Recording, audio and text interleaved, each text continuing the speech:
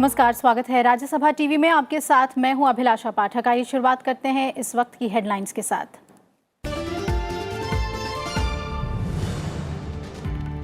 मताधिकार का इस्तेमाल कर देश के सपनों को पूरा करने में दें योगदान। प्रधानमंत्री नरेंद्र मोदी ने मतदाताओं को जागरूक करने के लिए विभिन्न क्षेत्रों की प्रमुख हस्तियों को टैग कर लिखा ब्लॉग। कहा, देश की विकास यात्रा में हमारी भागीदारी का संकल्प है हमारा वोट।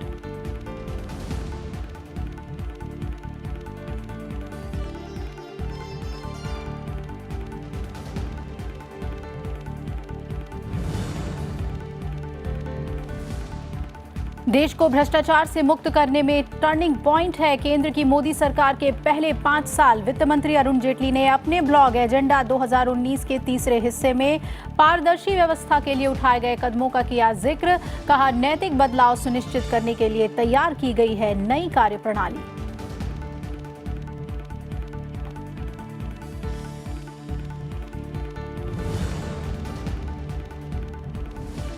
सरकार ने राफेल केस में दस्तावेज लीक होने पर सुप्रीम कोर्ट में दाखिल किया हलफनामा। रक्षा मंत्रालय ने कहा, देश की संप्रभुता, सुरक्षा और दूसरे देशों से संबंधों पर पड़ा असर। अवैध फोटोकॉपी से संवेदनशील सूचनाएं की गई लीक। मामले की आंतरिक जांच शुरू।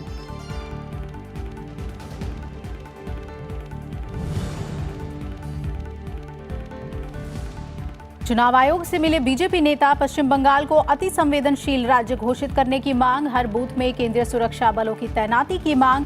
प्रधानमंत्री के खिलाफ राहुल गांधी के बयान की दर्ज कराई शिकायत।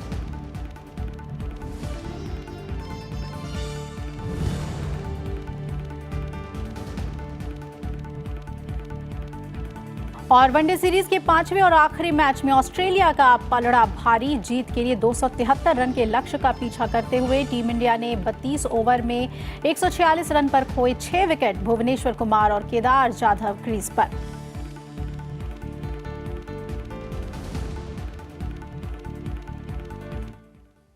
और बुलेटिन की शुरुआत करेंगे लोकसभा चुनाव से जुड़ी हुई खबरों के साथ।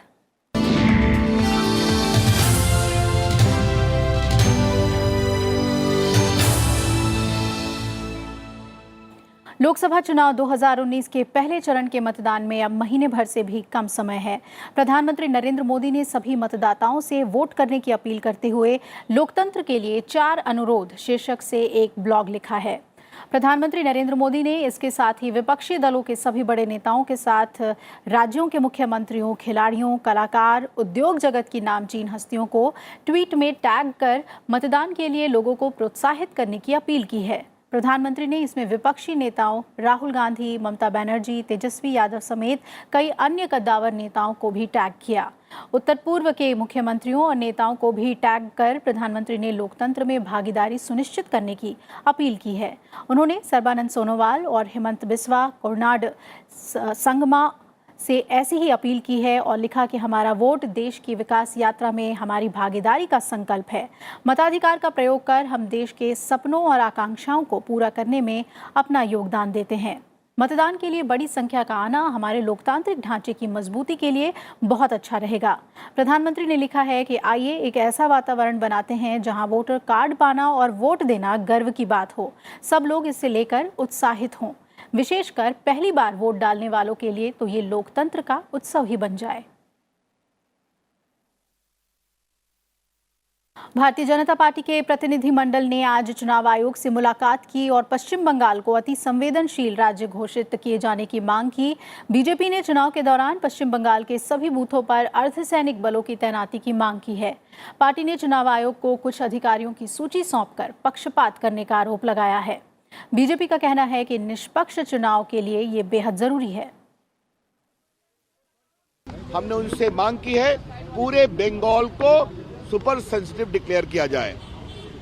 हमने पदाधिकारियों का नाम भी दिया है, ऐसे पदाधिकारी जिनकी निष्पक्षता बिल्कुल स्पष्ट नहीं है, ऐसे पदाधिकारियों को चुनाव ड्यूटी से हटाया जाए। तीसरा जो सबसे महत्वपूर्ण है, सारे बूथ पर सेंट्रल फोर्सेस का डिप्लॉयमेंट किया जाए, क्योंकि वहां हर थाने में एक सिविक पुलिस भी नियुक्त है। वो पुलिस के लोग एक प्रकार से तृणमूल कांग्रेस के कार्यकर्ता के रूप में काम करते हैं। तो सारा डिप्लॉयमेंट सेंट्रल ऑब्जर्वर्स की नियुक्ति में, उनकी देखरेख में किया जाए और हर बूथ पर सेंट्रल फोर्सेस डिप्लॉय किया जाए। बीजेपी ने बेबुनियाद आरोप लगाने को लेकर कांग्रेस अध्यक्ष राहुल गांधी के खिलाफ भी चुनाव आयोग में शिकायत दर्ज कराई है। बीजेपी का कहना है कि मंगलवार को गुजरात दौरे पर गए राहुल गांधी ने रैली के दौरान प्रधानमंत्री पर झूठे आरोप लगाए हैं, जो आचार संहिता का उल्लंघन है। हमने बीजेपी की ओर से राहुल गांधी के खिलाफ एक टिप्पणी की है, शिकायत की है। चुनाव आयोग के मॉडल कंडक्ट में साफ लिखा हुआ है कि अनवेरिफाइड एलिगेशंस आप नहीं लगाएंगे, झूठे आरोप आप नहीं लगाएंगे। मॉडल कोड ऑफ कंडक्ट लगा हुआ है और कल राहुल गांधी ने जिस तरह से टीवी पर बेबुनियाद, झूठे, शर्मिंदगी भरी आरोप लगाए हैं प्रधानमंत्री के खिलाफ कि किसका पैसा निकाल कर किसके पॉकेट में डाल दिया, इससे कोई शर्मनाक बात हो नहीं सकती। हमने चुनाव आयोग से यह भी आग्रह किया है कि चूंकि राहुल गांधी ने अपने भाषण में प्रधानमंत्री के खिलाफ जिस तरह की बेबुनियाद आरोप लगाए हैं वो मॉडल कोड ऑफ कंडक्ट का वायलेशन है, तो उनके खिलाफ भी कार्रवाई होनी चाहिए। और वहीं पश्चिम बंगाल की मुख्यमंत्री ने बीजेपी की ओर से चुनाव आयोग से राज्य को अति संवेदनशील घोषित करने के लिए लगाए गए आरोपों को झूठा करार दिया है और उन्होंने कहा कि बीजेपी के लोग डरे हुए हैं, इसलिए इस तरह के आरोप लगा रहे हैं। What is the cause to declare all the booths sensitive? Don't you think it's a humiliation, insultation? Why BJP people are very sensitive about Bengal? Why they are so scared? Why they are so afraid? Bengal, what senior leaders they said? Absolutely lie. If I say blatant lie. और इधर केंद्रीय वित्त मंत्री अरुण जेटली ने आज अपने blog agenda 2019 के तीसरे हिस्से में मोदी सरकार के 5 साल के कार्यकाल को भ्रष्टाचार के खिलाफ टर्निंग पॉइंट करार दिया। अरुण जेटली ने लिखा कि 2014 के पहले निवेशकों में भ्रष्टाचार को लेकर देश की छवि बेहद खराब थी। बैंकिंग प्रणाली की स्थिति काफी नाजुक हो गई थी। देश का टैक्स बेस दुनिया में सबसे पीछे था। बिचौलियों, कर चोरी और विदेशों में संपत्ति बनाने का बोलबाला था। लेकिन 2014 के बाद देश में एक ईमानदार सरकार बनी जिसने भ्रष्टाचार को खत्म करने के लिए कई कदम उठाए। अरुण जेटली ने बताया कि देश में नैतिक परिवर्तन को सुनिश्चित करने के लिए प्रधानमंत्री और उनकी सरकार ने नई कार्यप्रणाली अपनाई है। इसमें कारोबारी मामलों में मंत्रियों या अधिकारियों के दखल को कम कर बाजार आधारित तंत्र के जरिए निर्णय करने के लिए कदम उठाए गए हैं। अनुबंधों, प्राकृतिक संसाधनों और लीज देने में निष्पक्षता बरती जा रही है। बैंक बिना किसी राजनीतिक हस्तक्षेप के स्वतंत्र रूप से काम कर रहे हैं। काले धन के खिलाफ कई उपाय जैसे विदेश में गैर कानूनी संपत्ति से निपटने वाला कानून, डिजिटल प्लेटफॉर्म पर प्रत्यक्ष और अप्रत्यक्ष कर प्रणाली दोनों को रखना, व्यक्तिगत दखल को कम करना, करों की दरों को कम करना, कर का आधार बढ़ाना और कर चोरी रोकने के उपायों को सख्ती से लागू किया जा रहा है। डायरेक्ट बेनिफिट ट्रांसफर के जरिए लोगों को सीधा फायदा सुनिश्चित किया गया है। जांच एजेंसियों को निष्पक्ष और पेशेवर रुख अपनाने को कहा गया है। वहीं असम में बीजेपी असम गण परिषद लोकसभा चुनाव में इससे पहले एक बार फिर साथ हो गई है। दोनों पार्टियां राज्य में एक साथ चुनाव लड़ने जा रही है। बीजेपी और असम गण परिषद ने असम में कांग्रेस को हराने के लिए आगामी लोकसभा चुनाव में एक साथ आने का फैसला किया है। बीजेपी महासचिव राम माधव ने कहा कि बीजेपी ने असम गण परिषद और बोडोलैंड पीपल्स फ्रंट के साथ लोकसभा चुनाव लड़ने का फैसला किया है। बीजेपी, असम गण परिषद और बोडोलैंड पीपल्स फ्रंट ने 2016 असम विधानसभा चुनाव में एक साथ चुनाव लड़कर राज्य में पहले सरकार बनाई थी। In the coming parliamentary elections also, we three parties have decided to work together with the same purpose of defeating Congress party in the coming parliamentary elections also. The BJP, together with the Assam Gana Parishad and Bodo People's Front, will contest the next parliament elections, which are due 1 month from now. We will together ensure that Congress party is defeated in all the 14 seats of the state, and we together win all these seats. We will work together and contest the elections jointly as an alliance. we are hoping that the ministers, senior ministers of AGP in the state government will resume their work as soon as possible, and the remaining details of the alliance regarding the seat sharing and all that, they will be worked out in next couple of days by the state leadership. State BJP, AGP leadership will sit and finalize the seat sharing arrangement.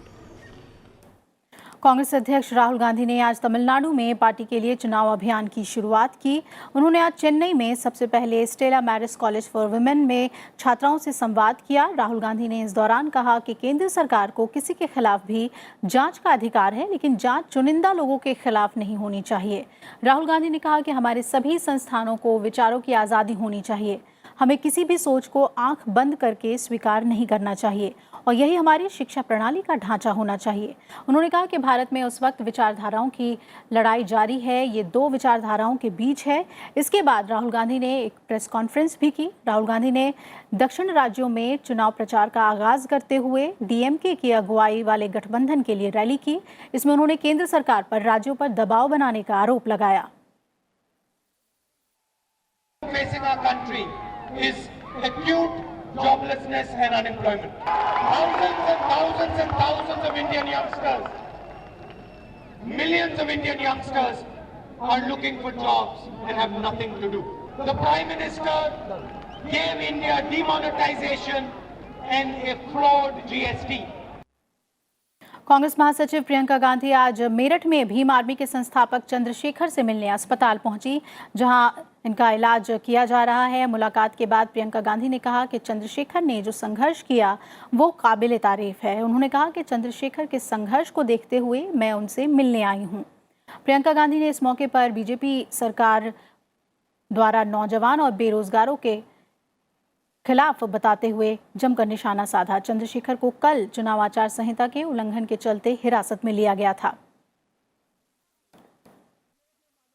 इस नजरिए से देखना चाहिए कि एक युवा है, नौजवान है, संघर्ष कर रहे हैं और अपनी आवाज उठा रहे हैं और समाज से ये कह रहे हैं कि मेरा दर्द सुन लो। और ये सरकार इतनी अहंकारी बन गई है कि एक नौजवान को कुचलना चाहती है, ये आवाज सुनना नहीं चाहती है नौजवानों की। सरकार ने निर्वाचन आयोग की सिफारिश राष्ट्रपति रामनाथ कोविंद को भेजकर लोकसभा चुनाव की तारीखों को अधिसूचित करने की प्रक्रिया शुरू कर दी है। केंद्रीय मंत्रिमंडल की आज हुई बैठक में इसे मंजूरी दी गई। पहली अधिसूचना 18 मार्च को जारी होगी। लोकसभा चुनाव के मतदान 7 चरण में 11 अप्रैल से शुरू होंगे और निर्वाचन आयोग ने 10 मार्च को चुनाव कार्यक्रम की घोषणा की थी और लोकसभा चुनाव की तारीखों को अधिसूचित करने के लिए कानून मंत्रालय को अनिवार्य सिफारिश भेजी थी। जनप्रतिनिधित्व अधिनियम के मुताबिक निर्वाचन आयोग केंद्र सरकार को अपनी सिफारिश भेजता है और सरकार राष्ट्रपति से चुनाव की तारीखों की अधिसूचना पर मंजूरी देने का अनुरोध करती है।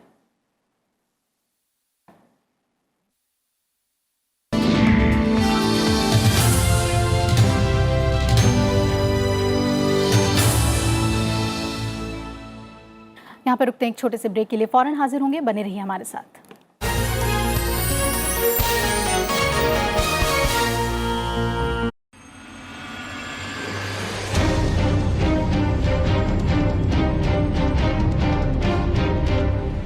नेताजी का नारा, तुम मुझे खून दो, मैं तुम्हें आजादी दूंगा।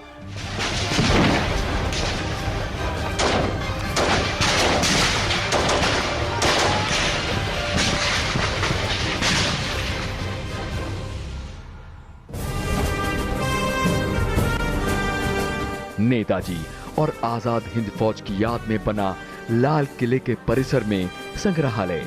इस संग्रहालय पर देखिए हमारा खास कार्यक्रम बोस म्यूजियम, सिर्फ राज्यसभा टीवी पर। 45 देशों ने लगाई बोइंग 737 मैक्स विमानों पर रोक। इथियोपिया विमान हादसे से घबराए देश। कई फ्लाइट हुई कैंसिल तो बढ़ा किराया। यात्री हो रहे हैं परेशान, क्या होगा अगला कदम? देखिए देश देशांतर रात 8:30 बजे।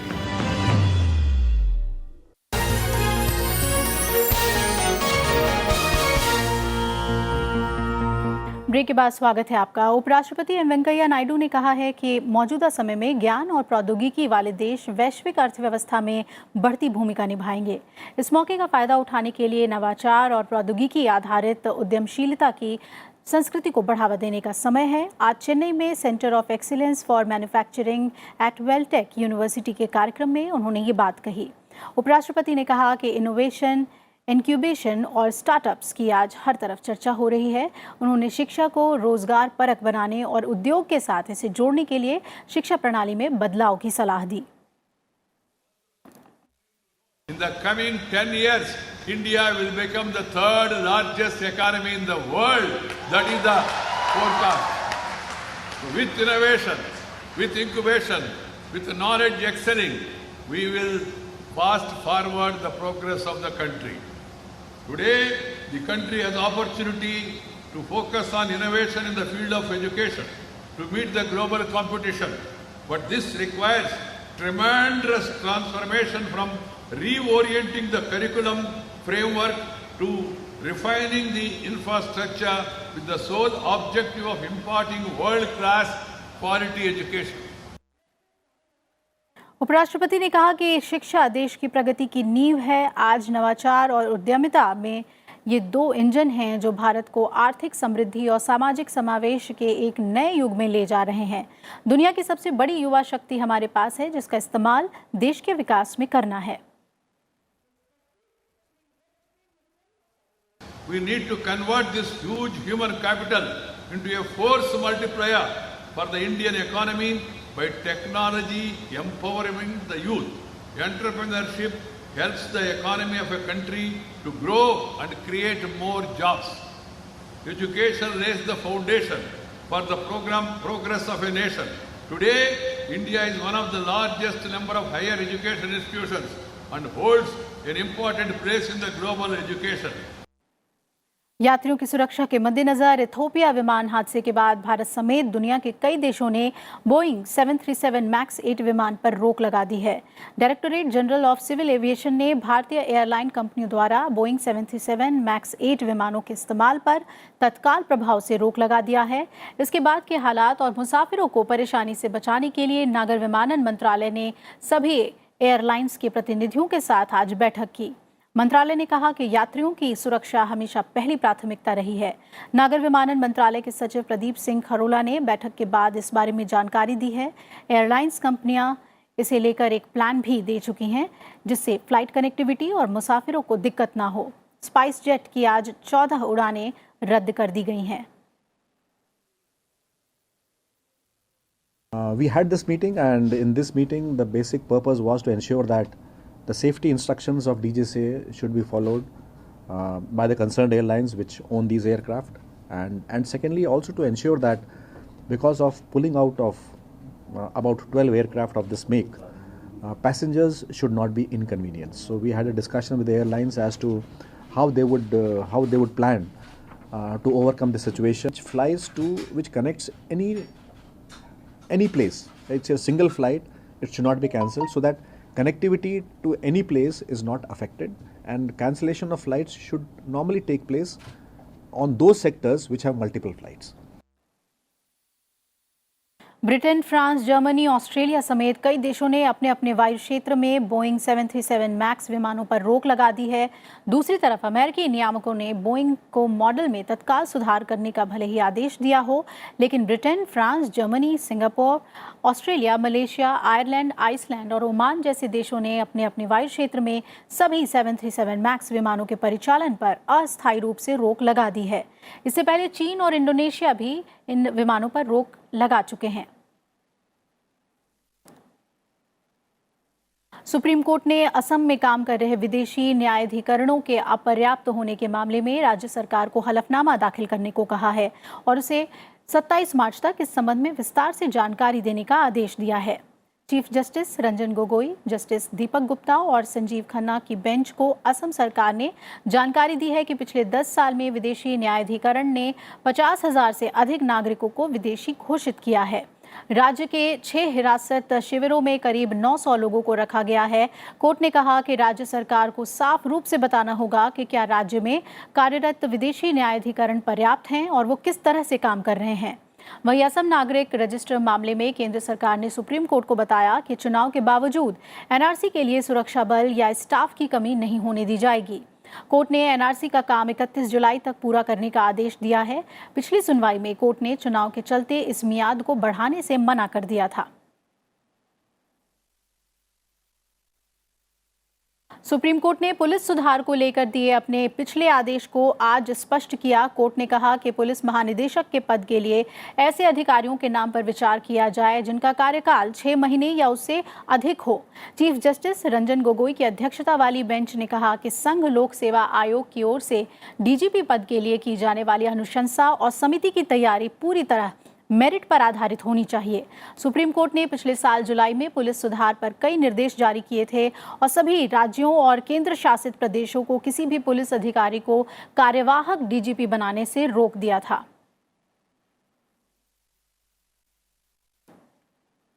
राफेल केस में सुप्रीम कोर्ट के फैसले पर पुनर्विचार के लिए दाखिल याचिका को लेकर रक्षा मंत्रालय ने सुप्रीम कोर्ट में आज हलफनामा दाखिल किया है।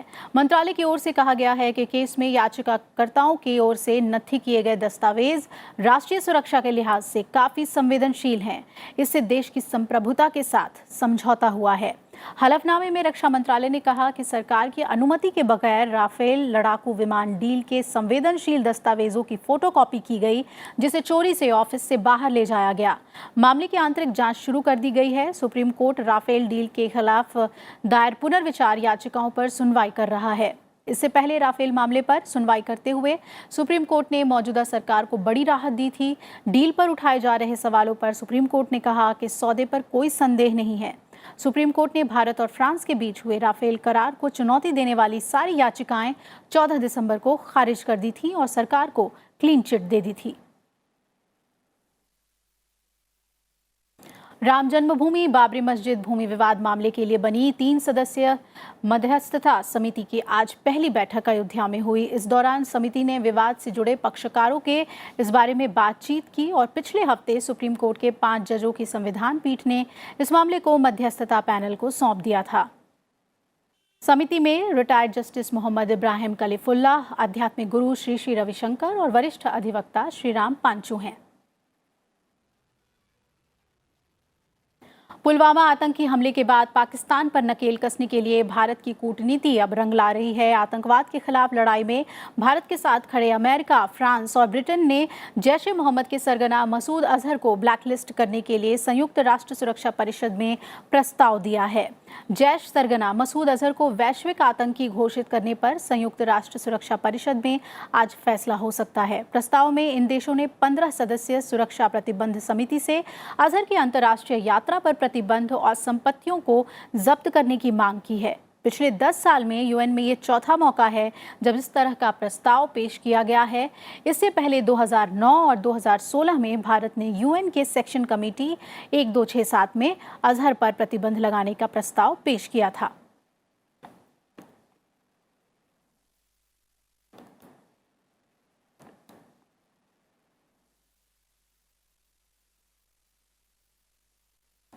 भारत की इस मुहिम में अमेरिका भी साथ है। यूएस की ओर से कहा गया है कि मसूद अजहर ग्लोबल आतंकी घोषित होना चाहिए। अमेरिका की ओर से बयान में कहा गया कि भारत अमेरिका साथ में काम कर रहे हैं। जैश ए मोहम्मद अंतर्राष्ट्रीय आतंकी संगठन है और मसूद उसका सरगना। ऐसे में उसे भी ग्लोबल आतंकी घोषित नहीं किया जाना भारतीय उपमहाद्वीप में शांति के लिए खतरा है। पुलवामा आतंकी हमले के बाद एक बार फिर मसूद अजहर के खिलाफ माहौल बना है और अमेरिका, फ्रांस, ब्रिटेन फिर प्रस्ताव लेकर आए हैं।